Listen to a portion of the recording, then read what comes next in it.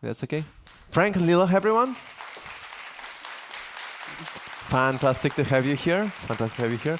Well, I did set up some jokes because, I mean, this is a demand of the audience. And maybe you would like to play along to do the punchline, Absolutely. right? Oh, I get the punchline. Oh, I'm honored. I mean, you can also just ask a question. I accept. Okay, so we have 6 options. Okay. I have my favorite, but, you know, let's start maybe with this one. Who wants to go with this? You want to do that? Okay. Why did a dragon study accessibility? To drag and drop better. 7? I like that one, yeah. Okay. That's good. Okay, so it's like people take notes, I see. Right. That's great. Okay. What about this? Ooh, yeah. Can I do the punchline? Sure. Okay. So I do the question? Yeah, go for Okay. it. How do design systems tell that they like each other? They show a token of appreciation. That's a good one. It's pretty good. I think we're raising the bar. Maybe I just said it myself. Oh, fantastic.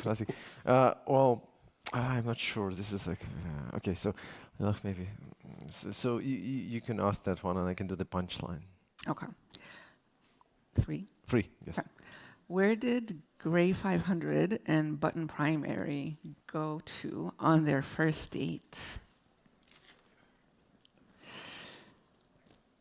To a naming convention.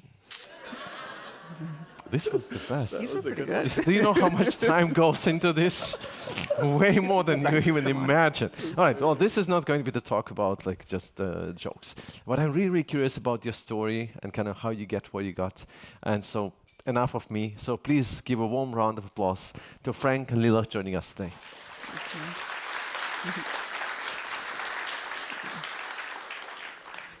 Well, hey, everyone. Want to say hi? Oh, yeah. Hi, everybody. So today we're going to talk about the journey we took with our data visualization design system, Visa Charts Library, and take you on a little journey in 3 acts. So first, we started this journey. We thought it would be really cool to build a chart library as data viz folks. And then as we evolved, newer and broader horizons came into focus. Apologies, but I can't resist a good metaphor, so just warning early on. And then we realized that what we really needed to build was more of a system for visualizing data to help teams move faster and build better data viz.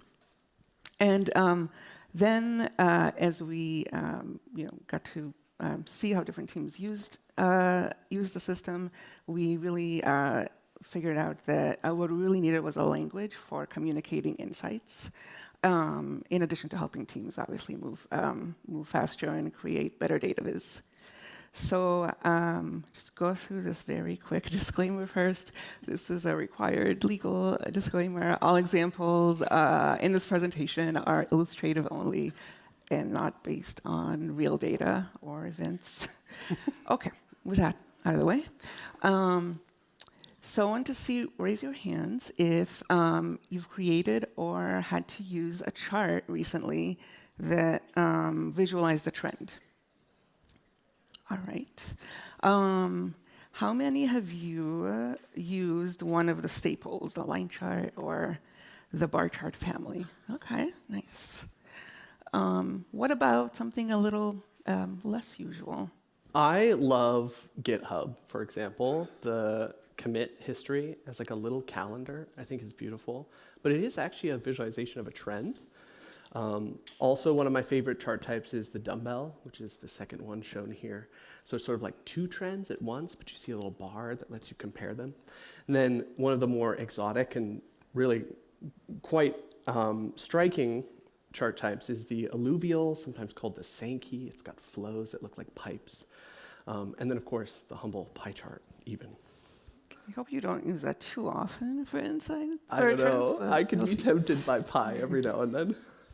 I have once visualized a whole small multiple, so like a poster to our other talk of pie charts. And that won an award, didn't it? It did. So sometimes pies can be good. There we go. Or at least win you awards. Yeah. So then the question is, right, how should you visualize trends? Are there any ways to visualize trends that are universally good or universally not so good? I guess I would say it depends on a whole lot of context for the user, their understanding of data and how to read different charts. But I don't know, I personally, I do like to go with a boring bar chart often. What about you, Frank? Oh, line charts usually my go-to. It's so versatile. You do a lot with just some lines. I would say line charts are really good choices. Here's one I really love. It's nice. But what do you do when this happens? Unfortunately, this is very real. The same component has made both of these line charts. And I think that that is some of the tension that we're really going to be unpacking today. Yeah. That definitely was the one of the core problems we had to solve as we evolved the system. So just a little bit about our team, which Frank used to be on, has moved on. So the data experience team does a mix of system work and product work. So we do work still pretty closely with a lot of the product teams, maybe a little more on the design side. But I personally feel like that has really been a core part of what has helped us to evolve the team, evolve the system in a much better way, more successful way. We kind of get real-time feedback on every product that we help the teams design and develop data viz for. And so we've seen, for both designers and developers, what's worked really well and what has caused, a bit of pain as they're trying to use our system. And so, we can get started on the journey, which the first step was, like I mentioned, just getting the chart library built out and started. And so what we really were focused on in this initial stage of our journey was how can we help product teams move faster and at the same time make better data visualizations. And at Visa, that is a challenge like in I think any other big company. We have a really, really wide range of types of products. We have some data products that are used by big financial institutions, merchants to understand better like how their customers are spending their spending behavior patterns. We also support things like fraud analysis and even helping governments to make sure that the small businesses in their economy are healthy and doing well. And so first question that we had to tackle is what actually would make better or even good data viz. And so I would say as self-described data viz specialists, we all had very strong opinions on what that could be. But I think ultimately it's just like what makes any experience good. It's got to be useful, usable, easy to use, and of course accessible. Now for data viz, that might look a little different. Like for example, for useful, it needs to kind of provide something meaningful that I could use to decide on a better approach to a decision or something like that. And then for usable, I think just really being able to easily read and interpret the chart and to quickly complete whatever task, whatever question I'm trying to answer. And for accessible, I would say that is probably a whole other talk. Or a maybe couple. Even, if you're doing it, maybe 2 or 3. But I think maybe it's easiest to look at what an inaccessible data experience looks like. I can forward. You can drive. Yeah. Showing here, we don't have audio, just so that I can talk over it. But what we're going to be seeing is a screen reader, which is a device that reads out content on a screen, navigate it to a chart, and there is a caption on the, what is it here? Your left, that actually shows what the screen reader will be reading out in audio to a user. And when they went to the chart, all it said was image, that there was no description provided. Typically, when screen reader users encounter something like this, they'll scour the rest of the page to sort of build context and try and understand what's happening. So they went down to the caption. They learned that this is about last year's performance of a couple products. And then they went back to the chart. Maybe there's something I can still learn from it. And of course, nothing. This is the most common experience that somebody who uses a screen reader has of a data visualization. Not good. To make things a little worse, it's a great API put together by some folks I know who I love and respect. But the API, it's a new way of kind of declaring lower level pieces using something called ARIA. It's a graphics document API. And unfortunately now, this has become, a new thing has become common, where you can make tiny little inaccessible things in a visualization and have a lot of them.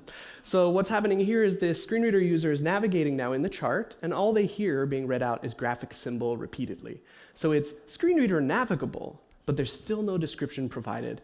Obviously, this is not ideal for a lot of reasons. One of the main ones is that visualizations can have thousands of data points.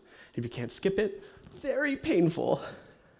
So just as an example to compare, to add a contrast to that, and I will be unpacking accessibility much more later, but this is an example of one of the early versions of our chart library where we allowed somebody who uses a screen reader actually to drill into a chart. So that he'll hear a description at a high level.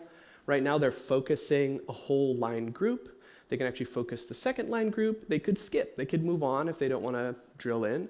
But then, of course, they can also go down to the lowest level of this chart, which hopefully it happens soon. Is it frozen? There we go. Wow. That took a while. I don't know if it's loading or something. But then they can hear actually, so now the screen reader actually says this is the product name, this is the date you're currently navigating on, this is the value, and the point 6 of 12, so you know how far along you are within that set of information. And one of the greatest things that we also added, that we did a lot of work on, is not just forward-backward navigation, but actually lateral too, so you can compare points. Like, for example, we're navigating among August here. So just quick little plug, our product design system was publicly released a few months ago, and if you go there, you can actually see there's a whole database section, and you can actually see about a collection of about 20 charts that are live, built with our components, and are, we hope, fully accessible. It is fully open source, so you can even use them too. Yeah. But they're fully navigable, and you can see good examples of describing, writing accessible descriptions and all that. So just a little bit about what we actually launched with our first release. So we created basically a library of web components, and we had these three kind of core principles that guided our work. And I think one of the coolest things is that it is still very much, these are all kind of central kind of North Stars for us to continue deciding what to work on and how to work on it. So that is putting accessibility first in our design process, making it tool agnostic so devs can have freedom to work with whatever framework they would like. And then my personal favorite is someone who's more of a designer probably, is opinionated. Yes. And so the first library was launched with a core set of 12, mostly the most common chart types, a little bit of fun, a little more fun with alluvial and circle packing. And then along with the charts, to make it easier for folks who don't really aren't as obsessed about data viz and statistics as we are, we had about, I would say, close to 90 or over 90 recipes, about like 8 or 10 for each chart. And so these were meant to be helpful, like to show you kind of how to put together, like a few customized options for like common variants, like how do you show a line chart with a highlight, or even how do you like implement our, like interactions for our charts. May I? Mm-hmm. One of my favorite things, so I was an engineer, and I didn't realize it at the time. I was brought on as an engineer, but one of the things that tempted me about the future work that I would do is that doing design systems work while you also split your time with product, you get to actually directly learn from the people who are using the thing you're building. And nowadays, I've left to go do a PhD, so I think there's something about the researchy side of this. The seed was already planted there. But there's this really compelling thing, a set of decisions that were made about how to move forward with the system. We weren't just going to make 12 components, but we were also going to push towards open source. So it was Visa's first open source library. And we wanted to have a whole bunch of utility functions that help data visualization people who maybe don't use the library but want the utilities available. And of course, we used web components, which at the time were sort of fresh. They were, in 2018, not too many people were using web components. That's actually it's a native HTML sort of thing where you can make your own components. But it allowed us to write code that looked kind of like React, but we could actually use our components in React, Angular, R, Python, now Svelte, Vue, whatever. And I thought that was actually a really good decision early on because it allowed us to support any of the legacy and upcoming possible projects. So I want to unpack a lot of what I did because I, again, was sort of a design system engineer. And my goal was about that helping people do stuff as fast as possible kind of role. And making visualizations is hard. Even the basics are hard. So making a really good axis is no easy feat, even from a design perspective. How do you truncate labels if they get too long? How do you space them out appropriately? How do you figure out when to have a certain number of labels? How do you format them with different dates, with different timestamps, with different data formats, et cetera? And then, of course, when you actually move on to begin to draw things, drawing a line is actually hard at a low level. You take data and you try and turn it into an algorithm that moves something along essentially a canvas to draw a line. Not easy. So we even wanted this to be easy for folks. They get it out of the box. And then, of course, all the low-level marks in a chart or graph. In a line chart, we would plot points, but scatter plots would have circles or shapes, and they scale with size, bars in a bar chart, paths in an alluvial, etc. Data labels is also another very hard thing to do well. And in the earlier example of a line chart, there were actually a lot of overlapping data labels. But in this example, all the labels are really intelligently spaced so that they aren't overlapping with each other. Most all labels are still shown, which is great. So it really improves readability. But doing this is actually very hard to accomplish. And then, of course, we actually have this API that's really fun. We call it annotations for annotating a chart. But really, it's actually just an interface for people to add any text and any shape or geometry anywhere they want in the chart also. Which we do tend to abuse a little. Yeah, to put it lightly, we do a lot of really fun stuff like that. Pure annotation, but more for decoration. But it's good, and thank you for doing it. Yeah, it's fun. Part of learning about how both designers end up using a thing, but also developers, is people can get pretty creative when you leave kind of an open channel like this, including us. So another thing that we really worked hard on is design systems back in the day, so to speak, in the late 20aughts. A lot of consideration was put into styling for interactivity, for like buttons, for example. How do you know when you're hovering a button? Well, we wanted to think about this for chart elements as well. How do you know when you're hovering an element in a chart? How do you know when you've selected an element? Because sometimes we use charts in like a dashboard to filter some other space in the dashboard, so it's a place for input. So how do you communicate that? But the funny thing about visualization that makes things complicated is that you also will visually emphasize certain elements, and you now want to think about, well, how do you also have that sort of styling for selection and hovering in the same chart without having things look too chaotic? We wanted kind of a design unity to happen here. And actually doing this is not easy, especially internal strokes in something like SVG or anything else on the web. And then another thing, this is why I like to pretend I was brought on. I like to pretend I was good at motion design and engineering. When I was first hired, before Visa, I did a lot of stuff with animating data. And I was very excited about working with data in contexts where you have a live dashboard. So data coming in and out, where you've got a lot of like filters and levers you're pulling to try and customize a chart that's in front of you. You're like doing exploratory analysis, whatever.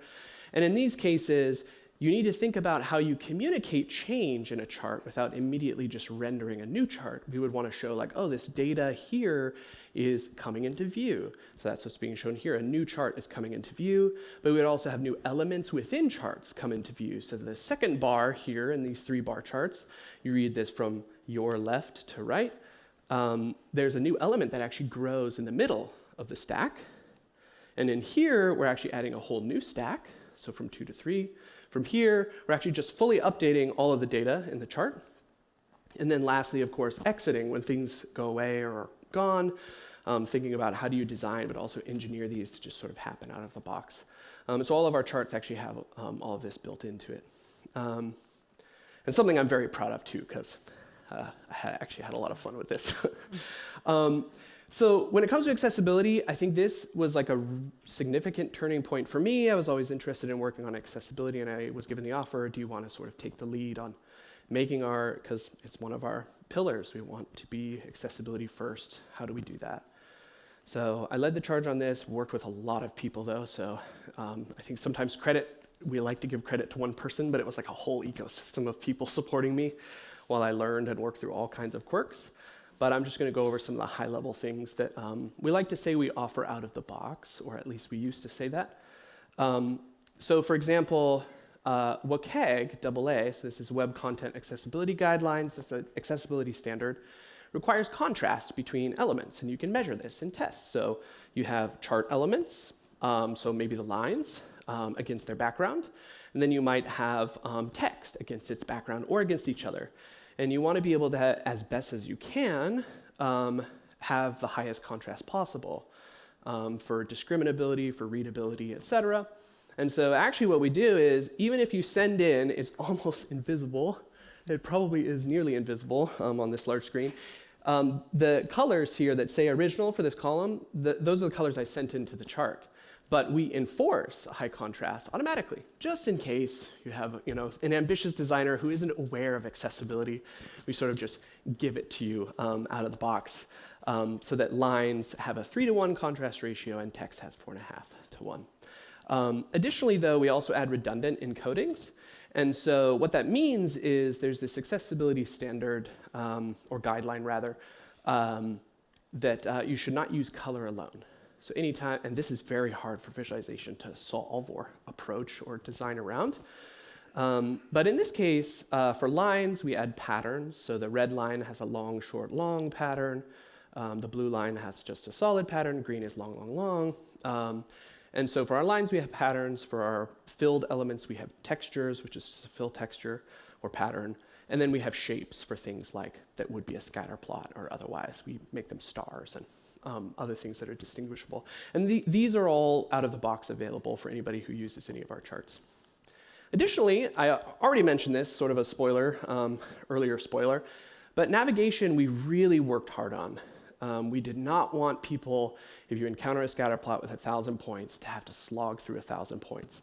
So we actually structured and grouped all of our data in ways that's meaningful for however the data was encoded. In this case, it's lines. So you can navigate across and within lines. You can navigate within lines by default first, but also across them. We added this kind of way of using a separate dimension for navigating. And then, of course, we added data tables, which are actually great for all kinds of folks, especially analysts who just want the data. Very common request.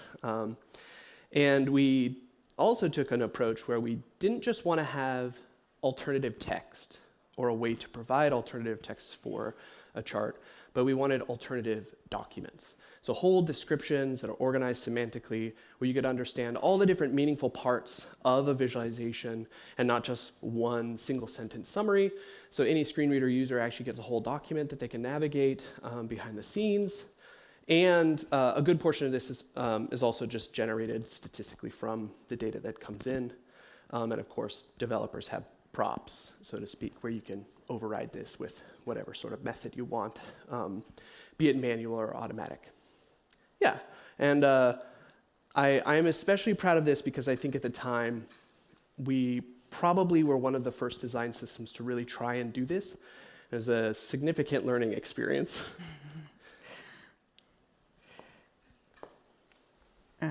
Cool. So when I came in and I learned about all that stuff, I thought it was pretty cool. But also, I started working a little closer with design squads, started seeing a little bit more of the gaps emerge. So, for example, what happens when you have a really great, beautiful pie chart component with all of those great accessibility features in it, but it kind of meets the realities of real products with messy real-world data. And so take this, for example, pie chart component, and you need to visualize lots and lots and lots of categories in it. So what can we do just from a design perspective to come up with a better solution? Of course, as with anything else with data viz design, it depends, but there are a few different options we can take. So we can, let's say, focus on really prioritizing the top categories. So we can resort it so the top categories are showing up first, and then we kind of just mash up all the remaining, maybe we keep top 3 and we mash up all the remaining categories into an all others category. Another approach we could take is kind of adding a little bit of hierarchy. So we have, initially the segments were merchants. We can categorize them into the, industry categories that they belong to, and now we have a more simplified, higher level summary of, the segment's contribution to the total. And then we can go all the way and simplify it even more and just show how one of those categories contributes versus all of the rest. So if you notice, none of those solutions really were related to a specific function in the component itself. So I guess the question becomes, is it possible to make charts and chart components accessible and effective out of the box? My answer would be probably not. And so, I think what we saw are a couple of different types of gaps or problems. So one is you can take, the same component, in this case, a pie chart component, and you can come up with a lot of different but all great, design solutions that are actually, easy to read and understand. But you would kind of need some, data viz specialized knowledge maybe to think of those solutions.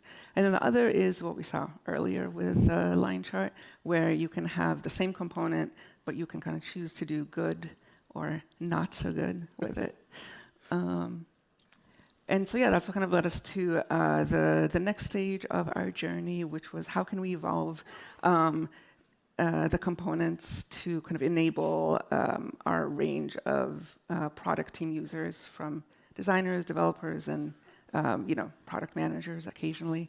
And so really just thinking about what should be systemized and what belongs kind of beyond the component. So the first thing we did is launch some of our Figma design tools. This was a time when our company in general was moving more towards Figma. So, we kind of tried to pick, what are some things we could focus on that would really, accelerate design workflows.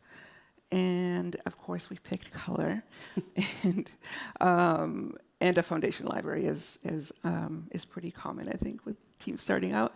And so, just a little bit of a note about color. Color for data viz is a bit more complex. You need to do a little more than pick a few, like nice colors that go well together. If you think about how you apply color to a chart, you first need to figure out kind of what you want the color to represent. Do you want it to highlight important data point? Do you want to show like a low to high quantity for a numerical scale? Do you want to show something maybe that has like a meaningful center point, like positive and negative growth? And then, I think we had really great tools, like Frank just mentioned, for colors in our code library. And so I want to kind of see if we could bring that into Figma. But, I think even if you take, let's say, a sequential color palette to make it easy, it's not quite so easy, actually. So each sequential palette has a set of 9 color steps.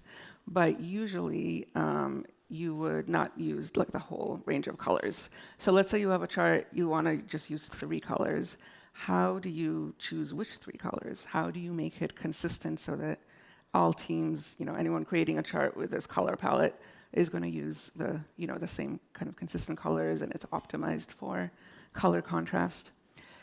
Well, we had actually some pretty cool tools built for that in our component library. Frank, do you want to? Yeah. So my approach for this was relatively controversial, maybe still is, but it is common when you create a color palette that's like this. It's considered sequential, so it goes light is for generally low values, a very dark color for your high values. But if you want to limit the palette, you'd say, oh, well, I only want to pick 3. Well, which 3 colors do you pick? It's very common to just evenly space those out as far as you can. And again, I like actually working with the designers and developers. And so nowadays I have researchy language for this. I did empirical validation, but really I just asked designers and folks we work with, what do you actually think of these colors? Would you use these? And the dark ones, nobody wanted to use. They were way too high contrast for any bigger display that they were designing. So what we did is instead of evenly spaced out the values from low to high, what we did is we tried to bias our palette towards the lighter side until we absolutely had to use those darker values. Getting the algorithm that I wrote to do this across all our palettes to work in Figma, I think was really the challenge, but yeah. Yeah, so in the code, there's a way for you to set how many colors you want for your chart, and then it'll automatically pick, which of those 9 shades. And you can see kind of by that little diagram that it's not always, going left to right, just adding on additional colors. And so to do that in Figma, we actually created a legend component in addition to the color palettes. And we had to create an embarrassingly large amount of variance, of course. But we basically had a property that where you selected for each of the, you could choose the color palette type, then which of the colors you wanted for that, and then you could choose the number of steps, and it automatically would pick the right combination for you. So that kind of, is a lesson we've relearned over and over. That just there's a lot of complexity to even just that little, just choosing what color palette to use and how to use it for a chart. And then if you broaden out to some of the additional chart elements that you would need to think about, even for up here, I just have the very the most basic bar chart. You can see how very quickly it becomes almost infinite combination of possibilities. And so just kind of thinking about, is there any way to simplify this? So our answer to that was recipes. You saw that we earlier on had some initial recipes that we kind of shipped with the first release of the code. But that was kind of the other second thing that we focused on adding to Figma. And so took the opportunity to do a bit of, I'd say, house cleaning to try to simplify, reduce the number of recipes, really focus on ones that we thought would be the most reused ones, but also kind of standardize across the charts. So we looked across the top 5 most commonly used charts, and for example, we saw that almost all charts had some sort of highlight recipe. So we did create for our new recipe library in Figma, an emphasis recipe for each chart type. And then the way we surfaced it in Figma was through chart styles, which was like a style property where you could go with the default chart, or you could pick between 3 and 5 recipes. But then the heartbreak moment was when we realized that when we worked, when we do a session with folks, and we would kind of ask them what style do you want to use for this chart. Most people weren't aware that property even existed. So back to the drawing board, and thought about what was causing that issue? Was it just that we're like hiding that behind a property, or was it something more existential that we should consider? So I started thinking about what is the core problem that recipes should really solve, is it are we maybe even not even asking the right question of what we're trying to solve with those recipes? And so this is the point where we decided to do a very big kind of shift of what we wanted the recipes to solve. And so kind of shifting from recipes to patterns. And so for recipes, we think of it as focused on simplifying, selecting some of those chart customization options, and also helping with code examples to how to implement those. With patterns, we focused more on the user's needs, focused on simplifying, finding a good design solution for the analysis task they need to do. And so the shift from when we shifted that kind of like from feature-focused recipes, technical feature-focused recipes to more insight-focused chart patterns, we kind of realized, the process of how we created those probably, it had a lot of impact on how they ended up. And so, looking back at the older recipes again, we saw that a lot of them were just really how to implement specific features like interaction or label collision. And so, we thought, what if we just, we pick some common business scenarios where we see people having to redesign a similar chart over and over and over. And we go out and just create like the best possible, most amazing charts that we can. And then if we're in places where it makes sense to have, let's say, interaction or to add annotation, that we would add those to the new patterns. But that way we still have example code where developers can go and figure out how to implement certain features. But we're also showing designers examples of when to use those technical features. And so a good example of this, like our new approach, is actually we actually end up keeping some of the older recipes, just refreshing them a little. And in this example, you can see the older recipe was the emphasis chart recipe. In this new recipe, we designed it for being a trend versus benchmark comparison, which is pretty common. And so we're still showing how to design and implement those techniques to emphasize certain data points, but now we're showing how to use it specifically for that use case. And then you can see a few other examples. I think one of the key things that we really focused on is how can we make it easier for, we still have a good amount of patterns, so how can we make it easier to find something that will work for your use case? So we actually did a lot of work on what I would say call the metadata of the patterns.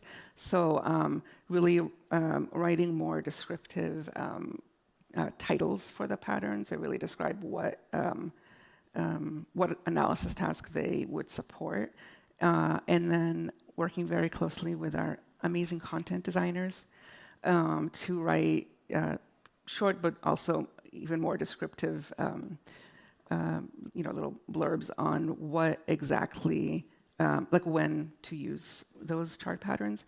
It's almost like, a lot of times in documentation for design systems, you have usage guidelines. This is kind of bringing them in and mashing them up with the patterns examples. And then this is a good example of, we try to have it be specific enough that you can kind of pick a pattern that will work well for what you need to design, but also have enough abstraction to it. And where we really get more specific is in the design of the pattern. So in this example, it's trend versus benchmark. You can see, barely see, in here we're comparing to like a market average, but you can, you could look at the description there and see that you could also use it for comparing to a goal or a budget or something like that. And then the other thing we do is we add very kind of more specific key business questions, what we call them. So these are kind of like more realistic example questions that you would use a chart to answer. And we actually define these in the beginning of designing one of our patterns, and it helps us to kind of, just like anything else we design, to stay focused on designing towards like clear objectives. And then a couple other things we include in a pattern. So obviously, how to choose customization options that are optimized for the use case. But then we also kind of leaned all the way in to really being as high fidelity as possible. So we have realistic titles and subtitles, because those are very hard to write for charts. And then we also have totally realistic. We got rid of the placeholder for accessibility, the accessibility descriptions, which you can still see in the property. But this way you have a lot of really great examples of how to actually write great accessible descriptions for pretty complex charts. And so this is an example of, I'd say, a more dramatic before and after. You can see on the left, this is an example of just like a recipe that shows using a baseline layout, like a mid-baseline layout, and that way you could definitely reuse that as a developer. But over on the right is a design that actually was it originally came from a little bit of product work, but you can see how it is using the same feature. But it's really, optimized to visualize a histogram, a distribution of customer spend, which is a little less common, but a really powerful way to visualize data. And it's got things like annotations and color palette applied, that is really like, an expert data viz designer paying attention to all the little details.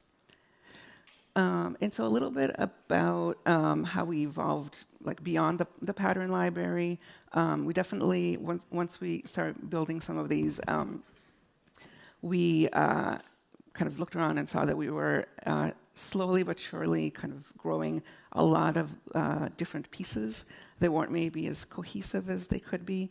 So we have spent a good amount of time thinking about how we can, kind of, like I mentioned before, going beyond the component. What do all the other pieces look like together? Where are the gaps that we need to help support people in, being able to use all the different layers? And so a chart component layer is just one of many layers there. The foundation layer is guidelines and principles for crafting better data experiences.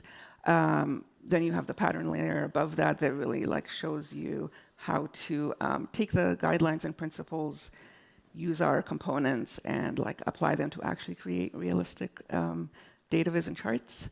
And then the very top is the democratizing infrastructure layer, which is all kinds of tools, some training, but mostly tools that I kind of think about it as the access layer.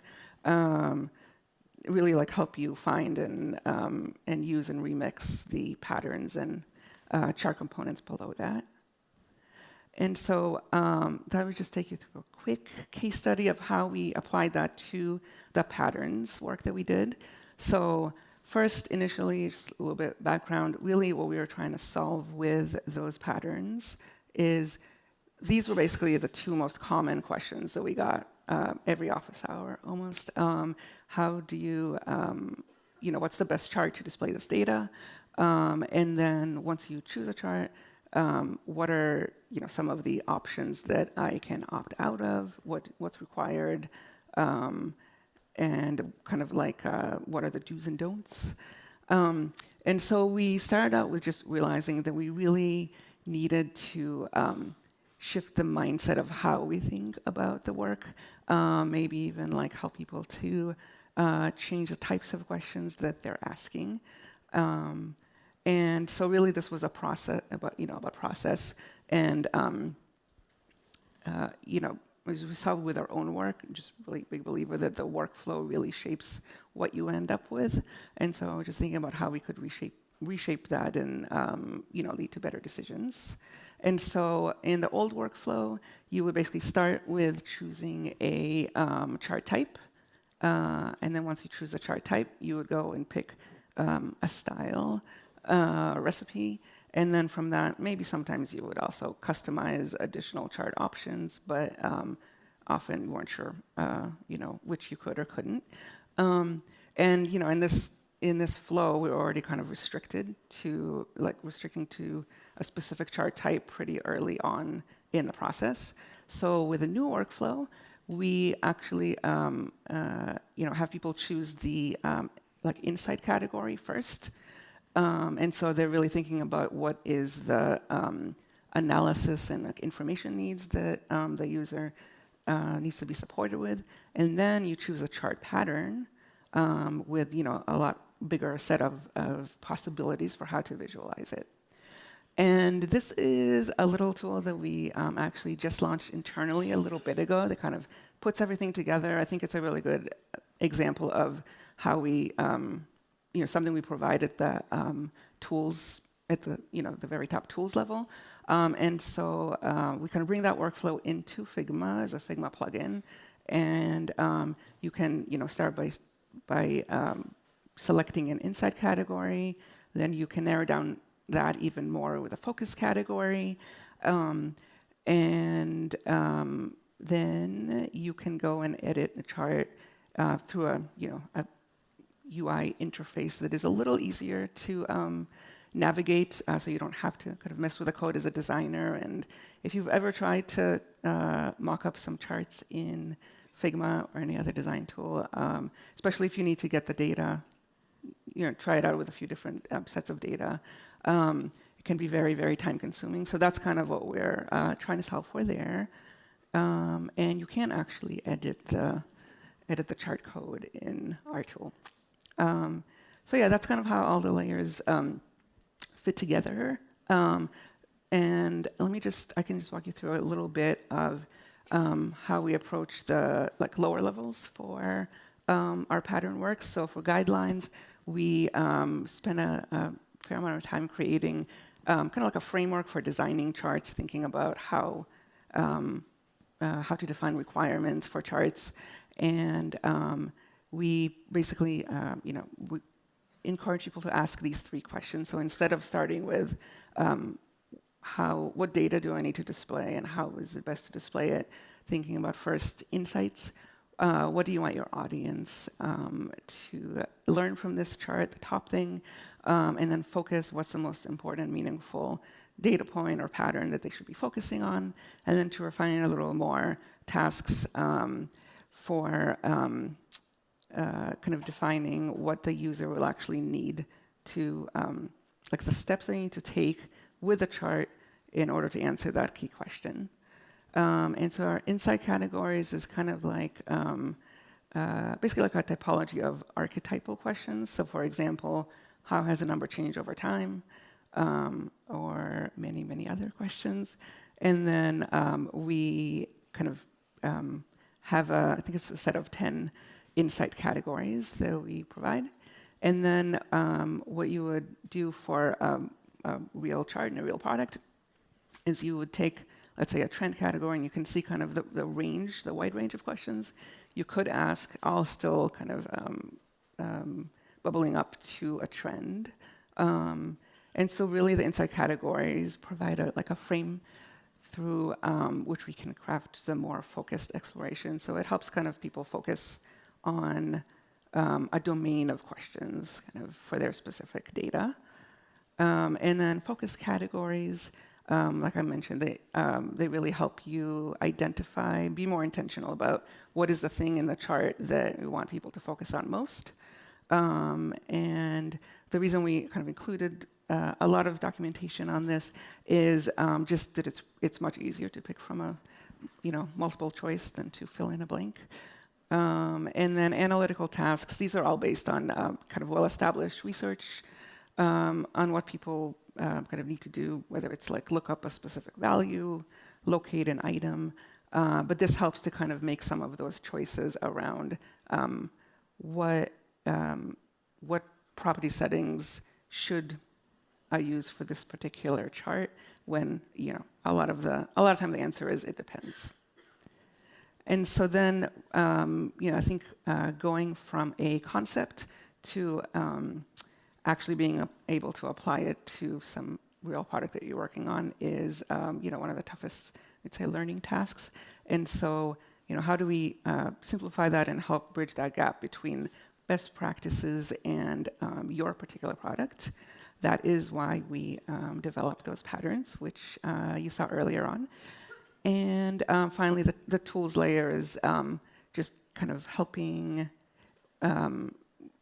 bridge the gap between, like you still have a ton of choices, even among the patterns. So this really helps you to find the best one for your particular use case.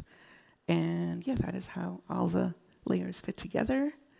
And really, I would say that evolution, if I had to summarize it, it would be really learning, thinking about, and then learning how and where we can embed best practices into the workflow and across all those layers, and not just at the component level.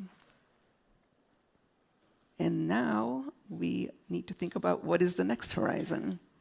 I sometimes regret leaving because Visa and the folks are working on really interesting stuff.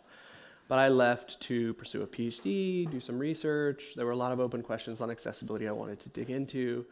But now, after chatting with Layla, I've been thinking back on what are the big questions that design systems are facing today. And I kind of want to just give this question to the room. I think that there are some horizons in front of us. Anyone who does design systems work or thinks about design systems, there's a lot of challenges here. One of the biggest overarching things that I've seen in this journey is going from trying to speed people up to, in a sense, thoughtfully slow them down at the right moments. And I think that that tension is only made magnified and made more dramatic with AI entering the workplace. AI and design systems work. AI is definitely about speeding things up. Sometimes not necessarily about those slower, more thoughtful consideration moments that I think make something really, really good design. And so how can we still apply the brakes when we need to is just one question I'm thinking of.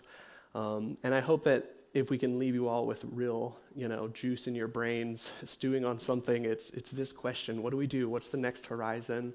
Should we be thinking of design systems in the same way, and how? Excellent. Well, thank you, everyone. Thanks, everyone. So much. Perfect timing too. Would you like to join me for a short conversation? No, Frank, I'll go.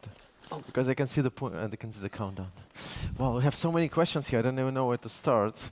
So I better just start, I guess, somewhere. First of all, I have to say that when I think about this journey, like 6 years, or how much, like 6, 7 years? 7? Yeah. 7 years? It's gonna be Thinking 6. so, it's interesting to me because at some point somebody must have said in the organization, okay, we need to go in the accessibility first, which is not something you hear a lot, around data visualization, which is, again, a separate story in its own. And I'm thinking at this point, this is a massive undertaking, and also making this all available to everybody to use, this is just incredible. And I think for me, the question that I'm kind of trying to point is there are a lot of teams here that are kind of working on some custom, not necessarily custom charts, but you have to call custom filters specifically for the business needs that you have and so on. That feels like we will never get that sort of commitment. So how would you say, and this is kind of one of the questions that came up very quickly, how would you articulate to your senior stakeholders the need to, charts and visualizations, yeah, but to need to make them fully accessible to that point? What would you think would be a way there? So I would say we probably lucked out in that accessibility is super important to Visa across the board.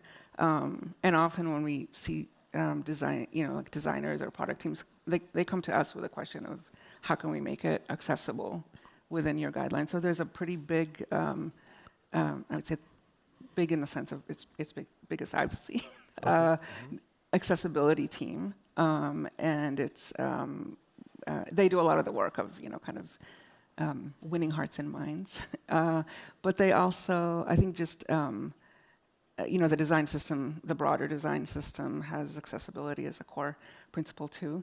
And I think that was one of the ways that when we launched the chart library was kind of a good motivation, a good way to make the business case, because there wasn't that level of accessibility in other chart libraries out there. Is that? I can take my Visa hat Yeah. off and also take a stab at this, because Please do, please. I've been consulting now with companies big and small, so Apple, Adobe's sized, but also much smaller, people who are independent, people who do analytical work with visualization. And so the question is, how, if you don't have an awesome, accessibility org and people fighting for you top down, what do you do? And yeah, sometimes it's a slow burn, I think. I was shocked. There's a company I won't name, but they're awesome. There were some internal folks who just started a Slack channel focused on accessibility, just to bring people together and start a conversation. They eventually got funding to explore. Then I came in and helped them. We made a case to get more funding and explore. And it took 3 years to do that.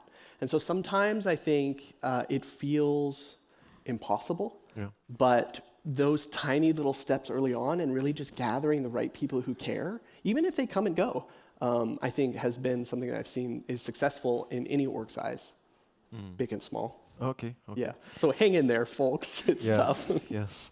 I'm just going to go through a lot of them because it's interesting. This was a question by Aaron, by the way, about that. Thanks so much, Aaron. How do you know when your design system team should build its own data chart library? Why not use a third-party library like HighCharts or D3GS or something similar? That's a tough one. I think for us, we have. I guess this could probably be true for any data viz team, but we are a data viz team that is really, we don't do, there's other teams in the company that touch the data a little more. Sometimes we're jealous about that, but we really are purely like a data viz team, like the kind of front end of presenting those insights in that data.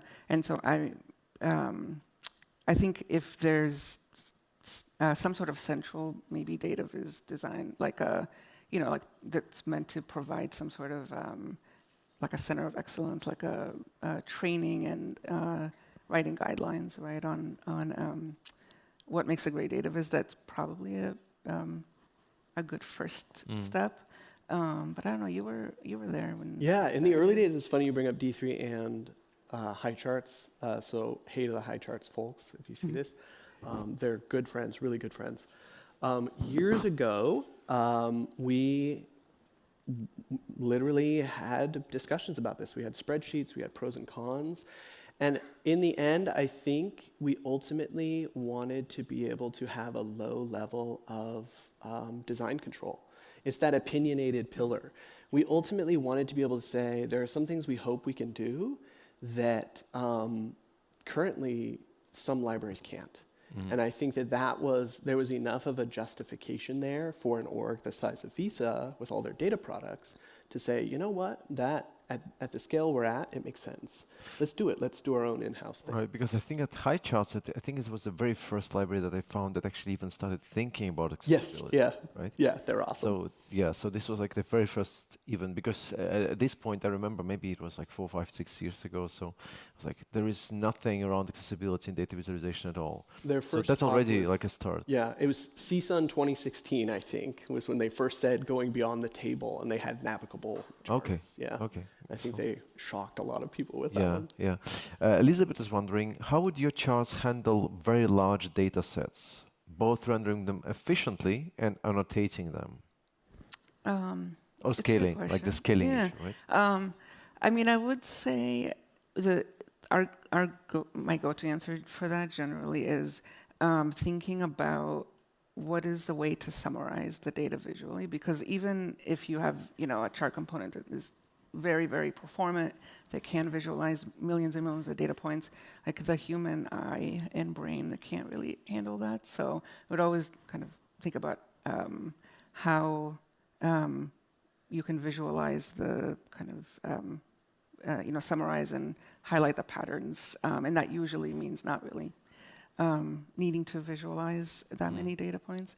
And other than that, I mean, so I think for kind of using web visualization, right? You often want to do that piece, that summary piece, before you bring the data into like the visualization. Sure. Yeah, it might be crude, but I like to think of it as not a hardware problem, but a meatware problem. Our brains aren't good at millions of data points, and so yeah, it's that summarization, thinking of what's the real question. Why would you need to show tens of thousands or millions of things at once? And then once you unpack that, there's often many, many paths forward that don't involve that. Yeah. But yeah. So would you then add guardrails to say, well, this chart is supposed to do too much, let me just remove some data points, or maybe change the level of zooming into data or something? I think that's where we initially, I think the way we thought about the opinionated principle is that we weren't going to provide all these different like super flexible options. We were going to embed some of those kind of like preferences, opinions into our components. So like something, I think even like high charts, although I think they're a bit opinionated probably, but they offer more flexibility. But I think one of the learnings was that we couldn't really fully, some of that is just, you need to kind of think about how you're using the components. So we can't, we try to provide that with guidelines. And I mean, it's some of the most fun questions or problems for us to like co-solve with teams. So yeah. Makes sense. So we have 2 minutes left. So we have, I think, like 7 questions, but we're not going to go through them. I'm sure. But this really struck the chord. There is one question that came also very quickly. Oh, well, maybe from Susan first. The Figma tools that you mentioned, will they or are they available? Uh-oh. Oh, wow. Wow. Okay, somebody's speaking to us, I think. I didn't do it. Figma, maybe. Figma, I'm not sure. Are the Figma tools for public use for prototyping, or are all the tools internal use only? Because I saw on the Figma there is something that's published, but I'm not sure how. Yeah. So our product design, it's called the Visa Product Design System. They did publish their Figma, like I think it's Nova. The Nova component library is available externally, and that their content card has a dashboard card variant, which actually has all of our kind of core default chart designs in them. And for the other, we are hoping to release that. Fingers crossed. Yes. Fingers crossed. Amazing. And Chris is wondering, AI. Are you looking at AI-driven tools to help your internal customers make decisions about how to use your insight-driven patterns? If so, what are the challenges there? Yeah. I knew this question was coming.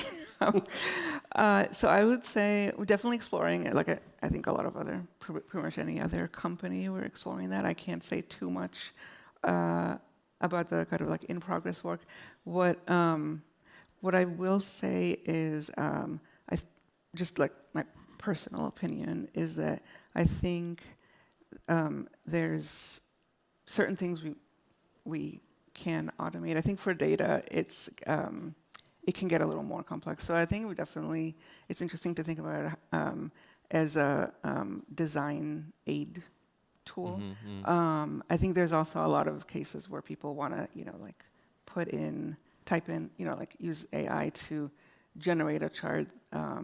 I think I would say for data viz, it's a little tougher if you can't have an expert developer or an expert designer's eye on it. So I think of it as those two kind of pretty separate use cases, and we're definitely, I would say, much closer to the like aid for like kind of a human in the loop, I guess, aided. It's just like getting human out of the loop is not even desirable, actually, in many places, right? So just a quick note. I think it was Patrick.